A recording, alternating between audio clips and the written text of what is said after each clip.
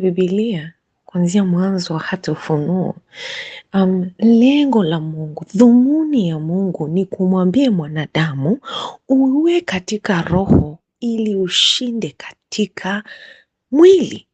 Maisha haya ya kimwili yanafanikiwa na walio katika roho, maana tumefundishwa kwamba watu wa mwilini humwendea roho za gizani ili kushinda maisha ya kimwili, na sisi tulio wa Mungu lazima tuende katika roho wa Mungu mwenyewe ili tushinde maisha ya kimwili katika kila nyanja ya maisha yako. Kwa hiyo utafanikiwa uliye katika Mungu tu, utashinda, utakaa pale katika utukufu, utakaa pale katika kuwa nuru, chumvi, udhihirisho, kielelezo cha Mungu mwenyewe. Kwa hiyo ukiona mambo ni heri, ni furaha, upo katika mto, stream ya kiungu.